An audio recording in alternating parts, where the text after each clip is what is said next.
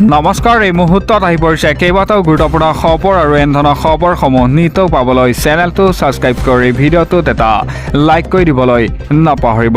তেনে বলক খবৰকেইটা আৰম্ভ কৰোঁ। দৰ্শকসকল, আজি সন্ধিয়াৰ প্ৰথমটো খবৰ। ধুমুহাৰ বৰষুণক জাৰি কৰা হৈছে হাই এলাৰ্ট। এটা আগন্তুক 8 ঘণ্টাত 18খনকৈ জিলাত ধুমুহা বৰষুণে চলাব সন্তাস। দিব লৈছে এটা অতিকৈ গুৰুত্বপূৰ্ণ খবৰ। ৰাজ্যৰ বিভিন্ন প্ৰান্তত এতিয়া ধুমুহা বৰষুণৰ তাণ্ডৱ। ধুমুহা বৰষুণৰ ফলত বিভিন্ন প্ৰান্তত এতিয়া হাহাকাৰ পৰিস্থিতি। ধুমুহা বৰষুণক লৈ পুনৰ জাৰি কৰিছে হাই এলাৰ্ট। ৰাজ্যৰ 18খনকৈ জিলাত এতিয়া জাৰি কৰা হৈছে হাই এলাৰ্ট। আগন্তুক 8 ঘণ্টাত ধুমুহা বৰষুণে চলাব সন্তাস। দক্ষিণ শালমৰা, মানকাছাৰ, ধুবুৰী, গোৱালপাৰা, বঙাইগাঁও জিলাত হাই এলাৰ্ট জাৰি কৰে বতৰ বিজ্ঞান কেন্দ্ৰই। কোকৰাঝাৰ, চিৰাং, বৰপেটা, বাক্সা, নলবাৰীত হাই এলাৰ্ট জাৰি কৰিছে বতৰ বিজ্ঞান কেন্দ্ৰই। কামৰূপ মেট্ৰ, ওদালগুৰি, শোণিতপুৰতো হাই এলাৰ্ট জাৰি কৰিছে।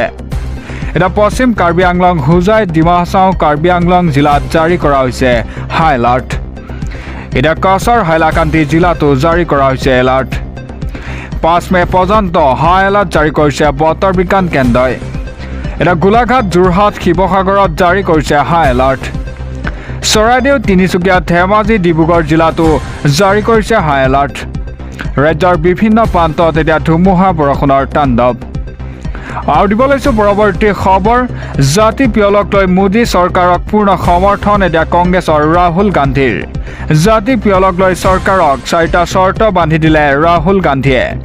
এটা সংবাদ মেলত মন্তব্য ৰাহুল গান্ধীৰ। দেশত লোকপিয়লৰ সৈতে একেলগে হ'ব জাতি পিয়লো। পৰৱৰ্তী লোকপিয়লতে হ'ব এতিয়া জাতিৰ গণনা। জাতি পিয়লৰ দাবী আমাৰ আছিল। এতিয়া কংগ্ৰেছৰ এই দাবী মানিবলৈ মোদী চৰকাৰক বাধ্য কৰায়। এতিয়া 11 বছৰ দাবীৰ পাছত মোদী চৰকাৰক কি হ'ল হঠাৎ? জাতি গণনাক লৈ আমি চৰকাৰক পূৰ্ণ সমৰ্থন কৰিছোঁ, কিন্তু এই ক্ষেত্ৰত 4টা চৰ্ত আছে চৰকাৰলৈ। কেতিয়া হ'ব এতিয়া জাতি পিয়ল চৰকাৰে ঘোষণা কৰা সময়? ব্যক্তিগত শিক্ষা প্ৰতিষ্ঠানো সংৰক্ষণৰ ব্যৱস্থা কৰিব লাগিব। এটা মোদীৰ কেবিনেটৰ সিদ্ধান্তৰ পাছত এই সংবাদমেলত মন্তব্য এতিয়া ৰাহুল গান্ধীৰ। আৰু দিব লৈছোঁ পৰৱৰ্তী খবৰ। নিশা অন্ধকাৰৰ লগে লগে পাকিস্তানত এতিয়া হাহাকাৰ। ভয়ংকৰ ভূমিকম্পত কঁপিল পাকিস্তান। এইবাৰ ভয়ংকৰ ভূমিকম্পত কঁপিল পাকিস্তান। 4.4 প্ৰাবল্যৰ ভূমিকম্পত পাকিস্তানত। এটা ভূগৰ্ভৰ পৰা 50 কিলোমিটাৰ গভীৰতাত উৎপত্তি ভূমিকম্পৰ। ভূমিকম্পৰ পাছতে এতিয়া পাকিস্তানত হাহাকাৰ লাগিছে। এইবাৰ ভয়ংকৰ ভূমিকম্পত কঁপিল পাকিস্তান। 4.4 প্ৰাবল্যৰ ভূমিকম্প পাকিস্তানত। ভূগৰ্ভৰ পৰা 50 কিলোমিটাৰ গভীৰতাত উৎপত্তি হৈছিল এই ভূমিকম্প। এটা ভূমিকম্পৰ পাছতেই পাকিস্তানত হাহাকাৰ পৰিস্থিতি। দিব লৈছোঁ পৰৱৰ্তী খবৰ। সময় নষ্ট কৰি লাভ নাই। পেহেলগামৰ কাণ্ডৰে জড়িত দোষীৰ বিৰুদ্ধে একশ্যন লওক মোদী চৰকাৰে। আলটু ফাল্টু নহয়, এতিয়া ভয়ংকৰ একশ্যন লওক মোদী চৰকাৰে। মোদী চৰকাৰৰ লগত আমি আছোঁ। এতিয়া মোদী চৰকাৰক আহ্বান জনায় বিৰোধী দলৰ প্ৰতি ৰাহুল গান্ধীয়ে। সময় নষ্ট কৰি লাভ নাই। সন্ত্ৰাসবাদীৰ বিৰুদ্ধে এতিয়া একশ্যন লওক মোদী চৰকাৰে। মোদী চৰকাৰৰ লগত আমি আছোঁ। কোনো সন্ত্ৰাসবাদীক সাৰি যাব নালাগিব। আলটু ফাল্টু নহয়, পাকিস্তানী সন্ত্ৰাসবাদীৰ বিৰুদ্ধে ভয়ংকৰ একশ্যন লওক মোদী চৰকাৰে। প্ৰতিটোপাল তেজৰ মূল্য দিব লাগিব এতিয়া পাকিস্তানীৰ সন্ত্ৰাসবাদীয়ে। চৰকাৰে সময় নষ্ট কৰিব নালাগে। পেহেলগামৰ কাণ্ডৰ শীতল মগজুৰে কৰা গণহত্যা। এয়া ভাৰতৰ আত্মাৰ ওপৰত আক্ৰমণ। মোদী চৰকাৰে ইমানেই ভয়ংকৰ একশ্যন লওক যাতে তেওঁলোকে পুনৰ ভাৰতৰ ওপৰত চকু দিব নোৱাৰে। মোদী চৰকাৰক এতিয়া আহ্বান জনাইছে বিৰোধী দলপতি ৰাহুল গান্ধীয়ে। আৰু দিব লৈছোঁ পৰৱৰ্তী খবৰ। 9 বজাৰ লগে লগে এতিয়া কোটি কোটি মুছলমানৰ প্ৰতিবাদ আৰম্ভ। কোটি কোটি মুছলমানে সাব্যস্ত কৰিছে লাইট অফ প্ৰটেষ্ট। 9 বজাৰ লগে লগে এতিয়া কোটি কোটি মুছলমানৰ প্ৰতিবাদ আৰম্ভ।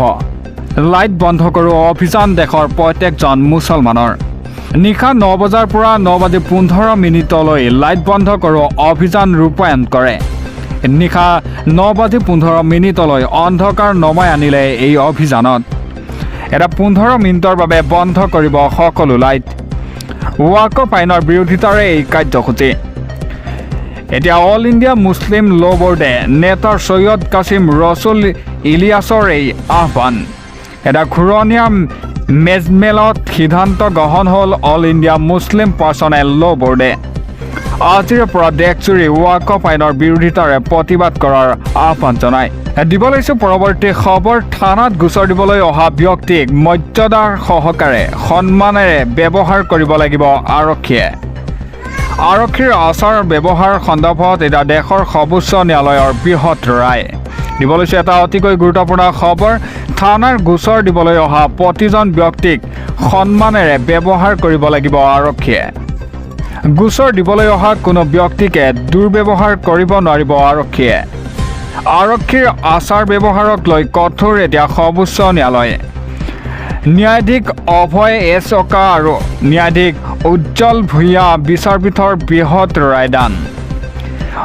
সংবিধানৰ 21 নং অনুচ্ছেদৰ অধীনত এয়া মৌলিক অধিকাৰ বুলি মন্তব্য ন্যায়ালয়ৰ থানাত অপৰাধৰ গোচৰ দিবলৈ অহা ব্যক্তিক এতিয়া মৰ্যাদা সহকাৰে ব্যৱহাৰ কৰিব লাগিব আৰক্ষীয়ে এতিয়া থানাৰ গোচৰ দিবলৈ অহা প্ৰতিজন ব্যক্তিক সন্মানেৰে ব্যৱহাৰ কৰিব লাগিব আৰক্ষীয়ে এতিয়া গোচৰ দিবলৈ অহা কোনো ব্যক্তিকে দুৰ্ব্যৱহাৰ কৰিব নোৱাৰিব আৰক্ষীয়ে আৰক্ষীৰ আচাৰ ব্যৱহাৰক লৈ কঠোৰ এতিয়া সৰ্বোচ্চ ন্যায়ালয় ন্যায়াধীশ অভয় এছ ওকা আৰু ন্যায়াধীশ উজ্জ্বল ভূঞাৰ বিচাৰপীঠত বৃহৎ ৰায়দান দিব লৈছোঁ পৰৱৰ্তী খবৰ 1 মে'ৰ পৰা দেশত হ'ব এতিয়া বৃহৎ সালসলনি ATM আৰু ৰন্ধন গেছক লৈ ডাঙৰ খবৰ আহি পৰিছে 1 মে'ৰ পৰা সমগ্ৰ দেশজুৰি হ'ব বৃহৎ সালসলনি ATM ৰন্ধন গেছ ৰেলৱে বিভাগত হ'ব বৃহৎ সালসলনি ATMৰ পৰা টকা উলিয়াব গ'লে আপুনিও ভৰিব লাগিব ধন প্ৰত্যেক ট্ৰানজেকশ্যনতেই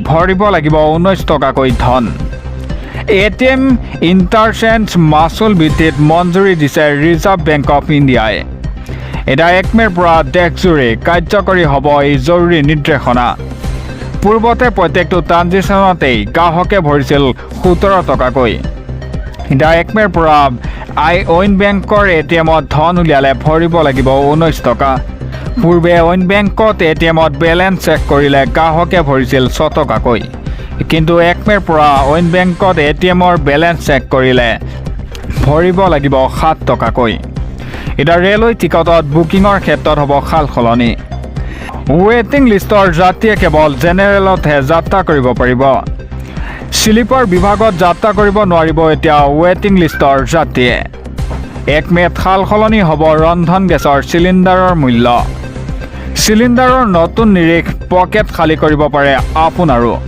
এতিয়া 1 মে'ৰ পৰা সমগ্ৰ দেশজুৰি হ'ব বৃহৎ সালসলনি আৰু দিব লৈছোঁ পৰৱৰ্তী খবৰ এটা মৰ্মান্তিক ঘটনা কন্যাৰ বিয়া দিনাই মৃত্যুক সাৱটিলে পিতৃয়ে কান্দি কান্দি কন্যাই বিদায় জনালে পিতৃক কন্যাৰ বিয়া দিনাই এতিয়া পিতৃৰ কৰুণ মৃত্যু ৰাজ্যত প্ৰতিজন হৃদয়বান লোকৰ মন মগজু জোকাৰি যোৱাৰ এটা কৰুণ ঘটনা হৃদয় যন্ত্ৰৰ ক্ৰিয়া বন্ধ হৈ মৃত্যুক সাৱটিলে তপন দাস নামৰ লোকজনে ঘৰত ধুমধামেৰে চলিছিল কন্যাৰ বিয়া কিন্তু নিয়তিৰ কি নিষ্ঠুৰ পৰিহাস কন্যাৰ বিয়া দিনাই মৃত্যুক সাৱটিলে পিতৃয়ে বিয়াৰ দিনাই কন্যাৰ হাতত মেহেদি লৈ মুগাগ্নি কৰিলে পিতৃৰ এতিয়া চাহপুৱাত মৰিচা গাঁৱত এই শোকাব ঘটনাটো সংঘটিত হয় সমগ্ৰ ঘটনাৰ পাছতে এতিয়া অঞ্চলজুৰি শোকৰ চাপৰে কন্যাৰ বিয়া দিনাই এতিয়া পিতৃৰ কৰুণ মৃত্যু